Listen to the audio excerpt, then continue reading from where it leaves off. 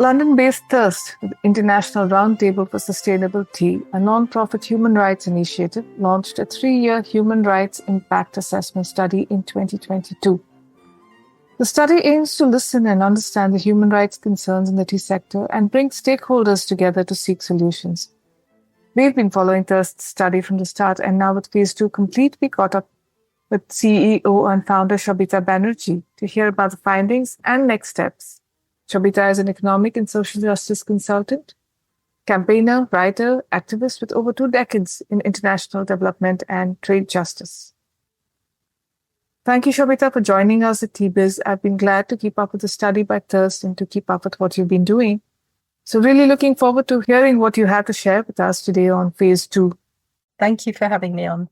I was reading the report that you've already published on the Thirst site, and I think there's a lot of things there that are current preoccupations with the industry folks. But before we go into that, if you can just once again introduce the study that you planned, what Phase 1 was and Phase 2 was, that would be good for our listeners. Thanks, Arvinda. Yes, so the report is the second one in our 3-year human rights impact assessment of the global tea industry. It's quite a unique study in the sense that it's an independent human rights impact assessment. It hasn't been commissioned by any company, although we have had contributions towards it from various companies and organizations. And so that's one unique thing about it. It's also, we're doing it over 3 years, which I think is quite unusual for a human rights impact assessment. And the fact that it's at an industry level is quite unusual.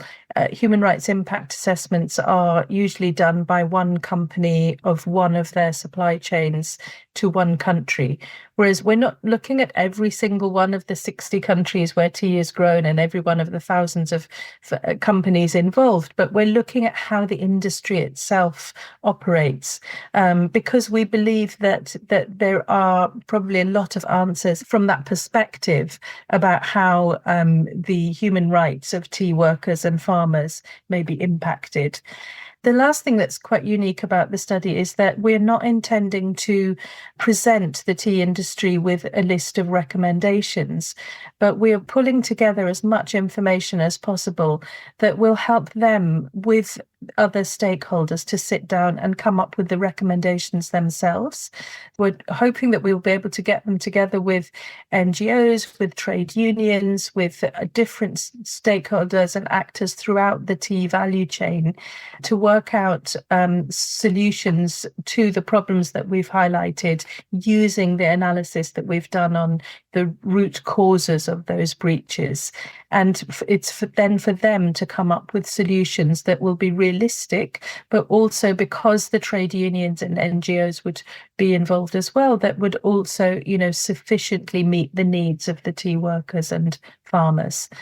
So in year 1, just 2022, we published a literature review which outlined how the tea industry works, the scope and scale of it. We listed many human rights standards, laws, regulations, policies from international level down to individual company level. And we then looked at the reality for tea workers and farmers as reported in a wide range of reports from the media, from academics, from government, from NGOs, from trade unions. And we identified a significant gap between the human rights in principle for the tea workers and farmers and the human rights in practice. And then this last year, we then did this root cause analysis of that gap between the human rights in principle and human rights in practice. And you asked about how difficult it was. It was actually, it was obviously a lot of work because we interviewed and did surveys and did focus groups of around 200 industry stakeholders. So it was a lot of work. But in terms of difficulty, people were very, very willing to speak to us, and that was very heartening. We probably went where it was easiest to go. We focused on South Asia and East Africa, partly because that's where we have the most contacts, but also because Thirst is based in the UK, and a lot of the retailers and brands that we interact with are UK based, and they buy a lot of their tea from South Asia and East Asia, and East Africa. In this study, we haven't looked very closely at East Asia and Southeast Asia. That's something that we're hopefully will do in another study later on. We were very pleased at how willing people were to speak to us. We also visited a lot of tea estates and tea farms and met with workers and farmers and government officials, managers, owners of companies, a whole spectrum. And it was absolutely fascinating to learn both the sort of differences in different locations and at different levels, but also to see the patterns, to see what was common across many of those perspectives that we gathered. These two broad regions are also where the plantation model has been in play for the longest time, isn't it? So I think just sheer numbers, I imagine, coming out of these regions is huge, and therefore the need for understanding what human rights looks like here. That's true, yes. Yeah. And in both regions, there's also, either a growing or well-established smallholder farmer sector as well. So it was very interesting to see the differences between those. When you posed a question about human rights, what sort of responses did you hear from the various stakeholders? So I think there's quite a wide variety of responses to that. There are, many within the tea industry who are very aware of the human rights issues, of the low pay, the substandard housing, healthcare, education. We know, of course, that many of these things are provided by plantations, but they struggle to be able to afford to provide them to an adequate standard in many cases. But I think because we were looking at the whole value chain and not just, in a sense, blaming the producer, that made it easier for them to have those conversations. When we made it clear that we're not saying, as many earlier reports have done, this is terrible, you should do something about it. We are also asking them, what would make it easier for you to provide these adequate services? What impact is it having on your commercial viability, the fact that you have to pay for all these additional services that maybe other industries don't have to pay with? How is the downward pressure on prices impacting on your ability to do that? So people were happy to talk about that. There was some pockets of denial that there is any problem. There are some in the industry who, probably have been in the industry for generations. They've maybe taken on a company or a estate from their father. And as we were discussing earlier, it is often from father to son. It's very rarely that women own these estates and companies. And they have, a very deeply rooted connection with those companies and with those estates, and feel that they are doing the right thing. They've done it this way all their lives. Their whole life is rooted in this way of working. And so when someone comes in and says, that the human rights are being breached, it's very personal for them, and they don't see that there's anything wrong with it. The very common argument that we hear is, of course, there's two very common arguments here. One is you can't expect them, tea workers on plantations, to have the same standards of living as a middle class person in the UK. One interviewee actually phrased it as you can't expect them to have the same human rights. I mean, to be fair to him, I don't think he meant that. I think he meant the same standards. But there is this kind of attitude, and that was one of the root causes that we identified, an attitude towards tea workers that they are, they're somehow less deserving of comfort, of security. Another was that compared to people living outside the estate, they're better off. So they would compare them to people working on construction sites or quarries, industries which don't provide housing and healthcare and all the other benefits, which, obviously it sounds amazing when you think that when you describe it like that.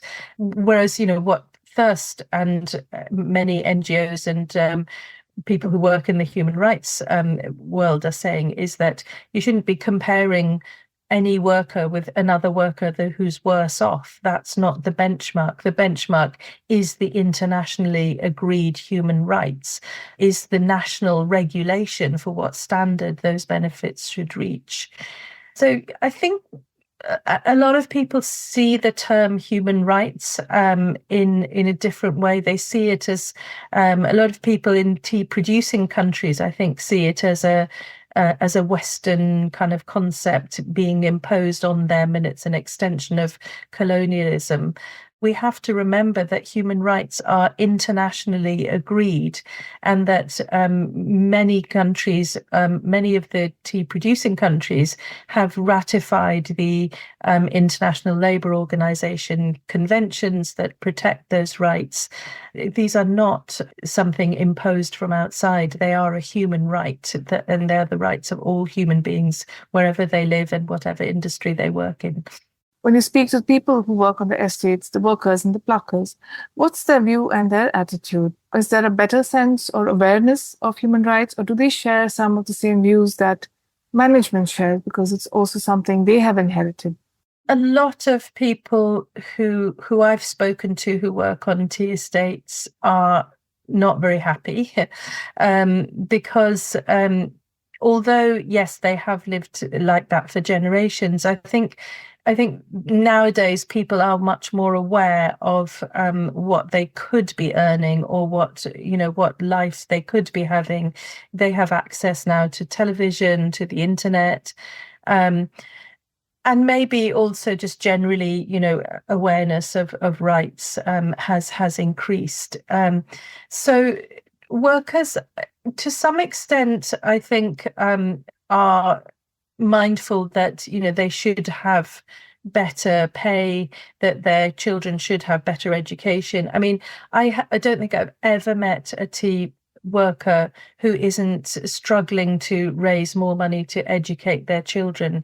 They are all desperate to get them educated and get them out of the tea sector, which is something that the sector really needs to address and think about how they're going to run the estates or grow tea in the future. I have to say, we didn't interview a lot of tea workers or farmers for this study, because our original study, the literature review, covered many reports in which hundreds, if not thousands, of workers were interviewed.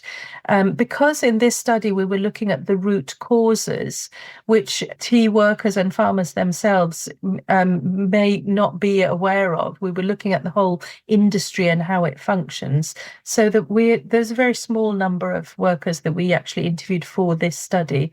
But obviously, Thirst never misses an opportunity to talk to tea workers and farmers when we can. They are aware of the impacts of these things, but they're not so aware of the root causes behind it. But occasionally you would get glimmers. So in some tea factory workers that I interviewed in Tanzania showed that they did understand that there was, an issue about the price that is received for the tea, and that's why it's hard for them to receive a better wage. I've spoken with a tea worker in India who, when I asked, why do you think it's mostly women who are plucking tea, who are employed to pluck tea, and she said, because we are easier to boss. So there is a kind of some sort of understanding of why they are in the situation they are.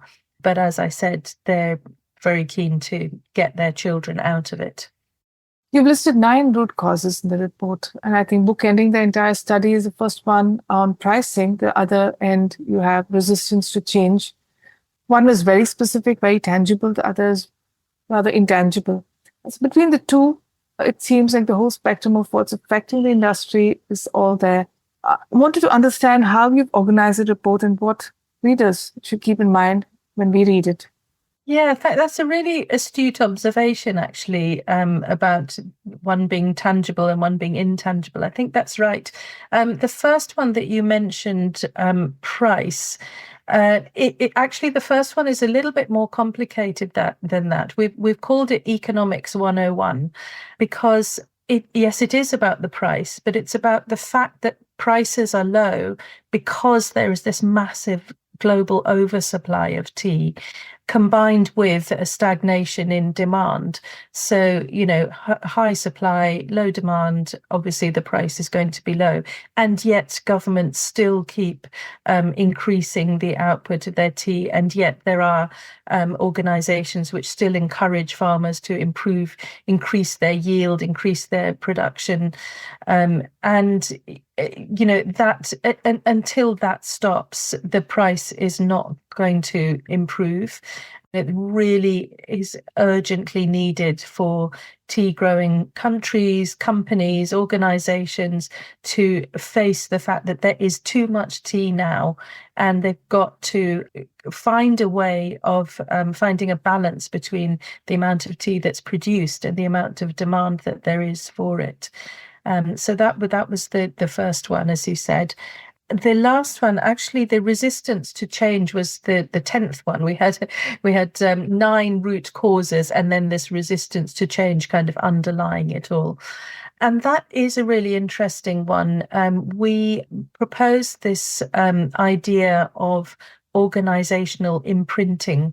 It was originally found in animal behavioral studies, where when an animal is born, a bird is hatched, they will imprint on the first living thing they see and assume that's their mother. Those studies were then expanded to see how human beings react in that way as well, very often. And then that was extended to companies and to organizations. So we have looked at the characteristics of the tea industry and the extent to which it demonstrates indications of organizational imprinting, and there are many points at which it meets the criteria. So because it was created during the colonial era, and when I talk about the tea industry, I should clarify that, as I said, we're focusing on very much on this trade between South Asia, East Africa, and Europe and the West. We were very aware that that's not the whole tea industry. That there is also huge tea industry in China, in other East Asian countries, and also other huge markets for tea, for example, the Middle East and Russia. But we're looking very specifically at a large part of the tea industry, and one which is rooted in this colonial past.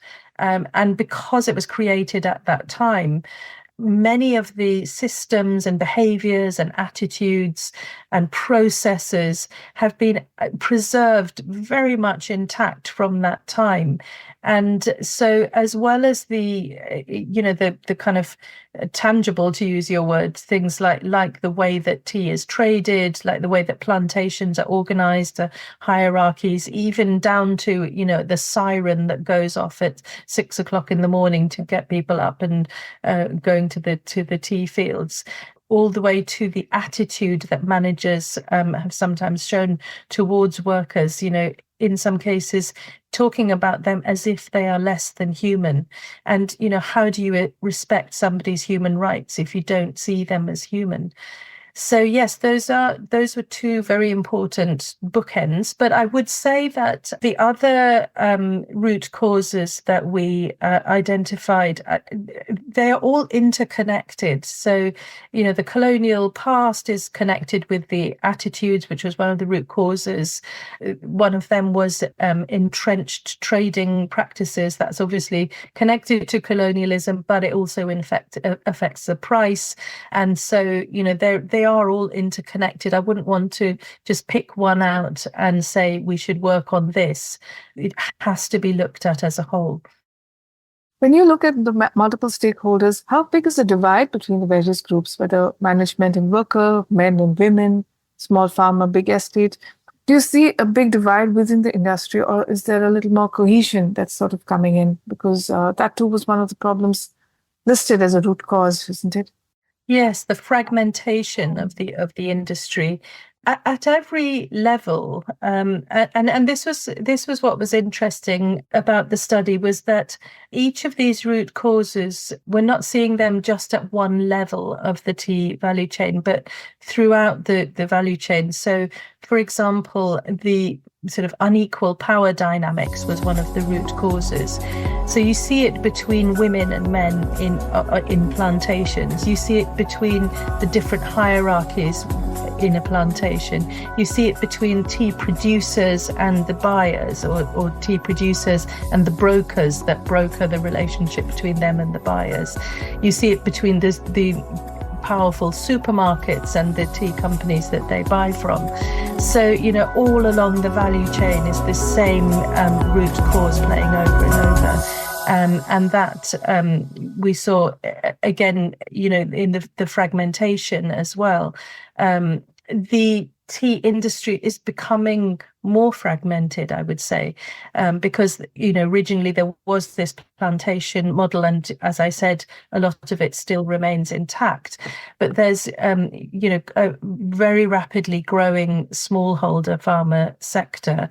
Obviously, it's huge in Kenya, where there are over 600,000 smallholder farms who are part of the Kenya Tea Development Agency. But in other countries, there are also a growing number of smallholder farmers. I was very struck personally by the difference between workers on tea plantations, how they lived, how they were treated, how they felt about themselves, and smallholder farmers.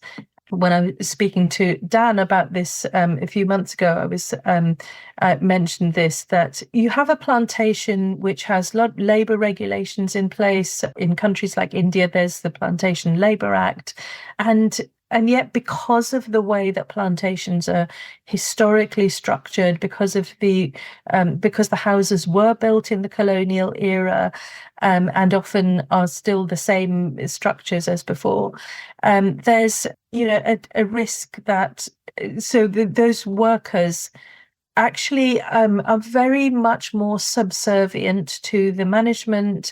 Their houses are smaller, are less well decorated, they're in less good repair.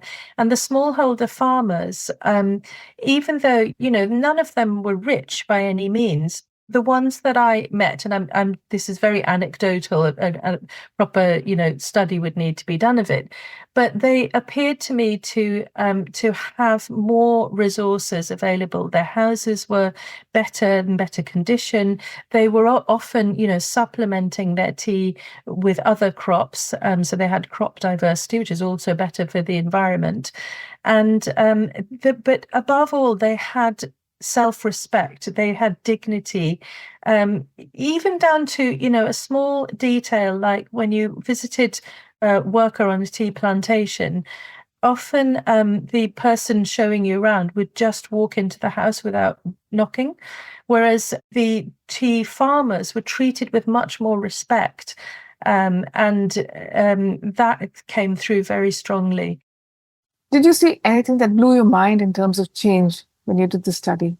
Well, like I said, I don't want to be seen to be like endorsing a particular approach over another one, but what I found very interesting to see There are a lot of small enterprises which I think are doing some amazing work.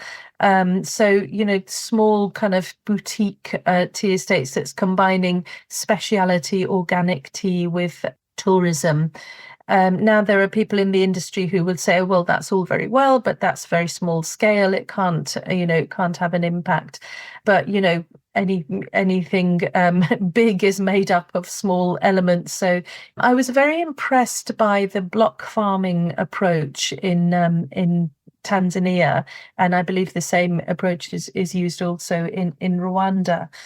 That's a system where a block of land is allocated to growing tea, but the block is divided up into smaller portions, and the land is then given or sold to individuals in the community who would otherwise not own their own land. So very often it's women or young people, and then they all grow the tea together. So it has both the kind of individual freedom that the smallholder farming model has, but it can benefit from the economies of scale by being this large block, and all the leaf is collected together. There are extension officers who can go and advise on the soil, and fertilizer can be purchased in bulk, etc. So that was a very impressive model, and I spoke to many of the farmers who were using that model and found it very productive and helpful. Is that a variation of the cooperative in some way, or have they addressed some of the challenges that otherwise the traditional cooperative model has? There were, I believe, in the case that we saw in Tanzania, which was in Njombe in the south, the land was owned cooperatively, but the farming that was done individually. I mean, they did have to cooperate with each other, but they weren't a formal cooperative in terms of the farming. So yeah, it is a sort of take on cooperatives. But there are other examples of smallholder associations rather than cooperatives. Because I think one of the risks of cooperatives in some contexts is that they can be open to exploitation. They can become very political. So sometimes a smallholder association can work better. You mentioned tea drinkers, tea consumers. And another of the root causes that we identified was the lack of transparency in the tea sector, or kind of lack of awareness along the value chain. And again, like with the other root causes, this manifests at different levels of the value chain. And tea drinkers, tea consumers are, on the whole, completely unaware of how the tea industry works, of the condition in which tea workers and farmers are living, the poverty that they are living in. I give a lot of talks about tea, and people are always really surprised. I mean, despite the fact that ever since the inception of the industry, there have been endless media reports about this. I think, I don't know whether people are in denial. Tea is such a loved beverage, people associated with comfort, with friendship, with family, with home. And so maybe people just don't want to think of it as coming out of, in some cases, of exploitation and poverty.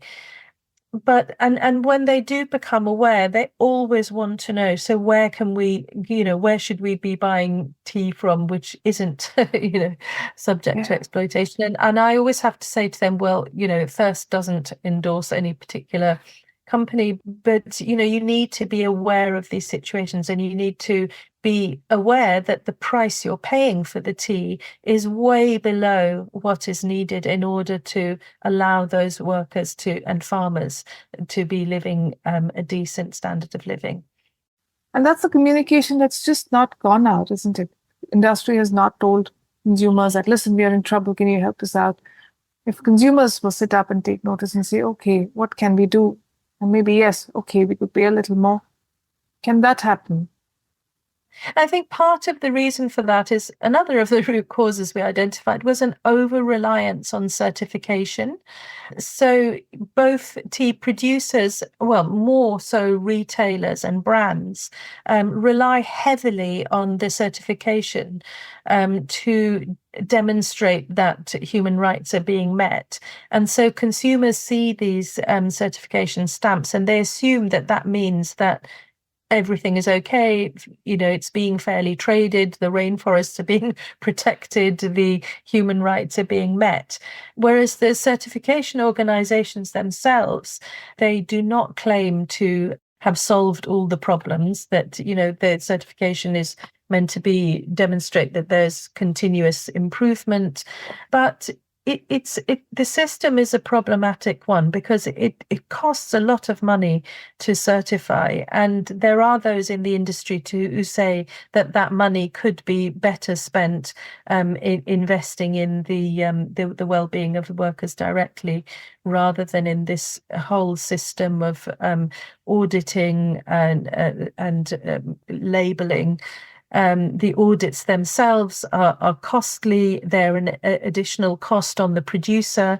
And, audits have been found repeatedly to not find human rights abuses. I mean, the recent, a year ago now, the Panorama expose on sexual exploitation in tea estates in Kenya were on Rainforest Alliance certified estates. So I think both consumers and brands and retailers need to recognize the limitations of certification and, do their human rights due diligence really thoroughly themselves and make sure that they're taking whatever steps are necessary to avoid those things happening. So I traveled around South India, Tanzania, and Kenya. My colleague Dharmaraj, he went to Sri Lanka and traveled around there, met a lot of workers and farmers there. And we also did a survey, a global tea producers survey. So we had tea producers anonymously answering questions about their relationships with their customers, as well as the condition of their workers, I would say. That was a small sample, but we're hoping we hope to repeat that survey in future years and hope that there will be a growing number of producers who will take part in that and who will see that as a way that they can communicate along the value chain, what their problems are. As we were saying, they haven't really said very publicly these are our problems because it's hard for them. They can't speak openly about their customers not paying them enough because they don't want to upset their customers and lose their custom. So this anonymous survey would be one way of them being able to do that. What you've managed is to get people to start speaking up. I think that's a huge first step, isn't it? Speak up, not so much to complain, but speak up to articulate problems and say, okay, now can we look at finding solutions? Exactly. Yeah. I think that really sums up what Thirst is trying to do. We're trying to listen to everybody, listen to all perspectives, and we're solution oriented. And I just wanted to add, when you ask where we've been and who we've spoken to, as well as those countries, we've obviously also done a lot of desk research and interviewed many other players in the tea value chain. So we've had focus groups of supermarkets, focus groups of ethical tea partnership members. We have spoken with experts on gender, experts on international supply chains. So we've looked as well as along the value chain, including at the brand and retail level. We've also looked more broadly at the context within which the tea industry is operating. So we're really looking at it on the whole. There's a lot of defensiveness in the tea industry, and in a way, understandably so, because they've come under a lot of attacks by people who see the problem and then who call out the problem without really understanding what lies behind it. So I hope that the tea industry will see, that this is not an attack in any way, but it's, trying to offer the means with which to find a solution, to find solutions. And what we are doing now, in phase 3 of the human rights impact assessment, and we'd really encourage tea producers, tea companies, tea brands, anybody who's got anything to do with tea, to join with us on this, is we are firstly going to run tea community workshops to find out from tea workers and farmers and their communities. For the first time, we're not going to be asking them about their problems. They've been telling everyone their problems for 200 years. Now we're going to ask them what their ideas are for the future of the tea industry, what their own plans are, what their hopes are. So this would be a forward-looking exercise, and to hear from the people themselves, what they need. And I think particularly we're going to focus on women and young people. Women, because they constitute, the biggest majority of the lowest paid people in the industry and on whose back the entire industry rests, and young people because they are the future of the tea industry. So we want to know, what they feel and what their ideas are, and then we're going to bring all of this together, and we want to sit down with different sectors of the tea industry, as you say, to come up with solutions. So we want to present all these findings to the industry and say, this is these are the human rights and regulations that are in place. This is the reality for tea workers and farmers. There's this huge gap. These are the root causes. Here are some other ideas of other approaches that have been tried. This is what the tea workers and farmers themselves think should be done. Now let's take all this together and sit down together and try and figure out, what can we do? Are there some low-hanging fruit that we can start with to solve some of the issues? Are there, large global pieces of work that we need to do? For example, tea-producing country governments sitting down together and saying, we have to manage this oversupply because it's killing the tea industry. When do you get started on phase 3? Is it already in the works? It's already in the works.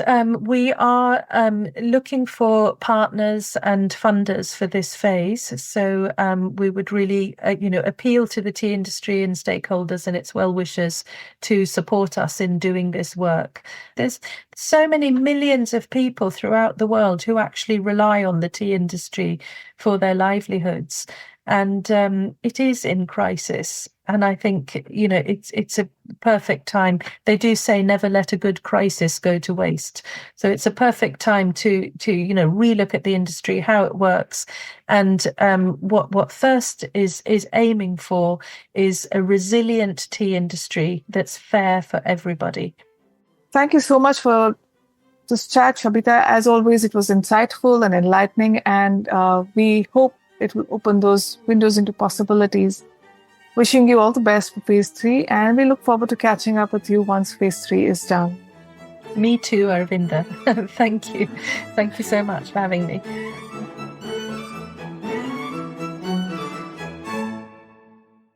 Produced by Audavita Studios. Connect your voice to the world.